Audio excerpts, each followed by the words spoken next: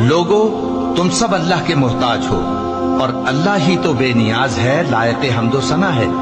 अगर वो चाहे तो तुमको नाबूद कर दे और नई मखलूक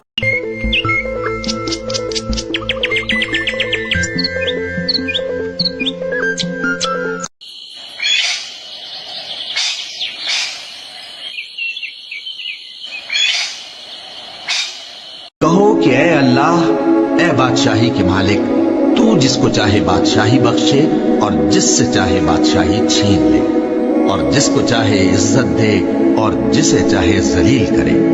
हर तरह की भलाई तेरे ही हाथ है और बेशक तू हर चीज पर कादिर है। शैतान तुम्हें तंगदस्ती का खौफ दिलाता और बेहयाई के काम करने को कहता है, और अल्लाह तुमसे अपनी बख्शिश और रहमत का वादा करता है, और अल्लाह कुशाइश वाला है, सब कुछ जानने वाला है।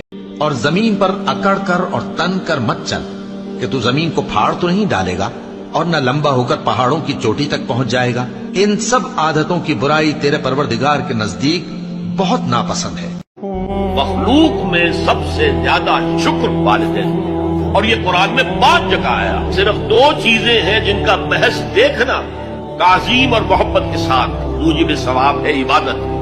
खाने काबा को महज देखना इबादत है, और बूढ़े वालिदैन को मोहब्बत भरी निगाह से देखना इबादत। क्या तुम नहीं जानते कि अल्लाह हर बात पर कादिर है? क्या तुम्हें मालूम नहीं कि आसमानों और जमीन की सल्तनत अल्लाह ही की है और अल्लाह के सिवा तुम्हारा कोई दोस्त और मददगार नहीं।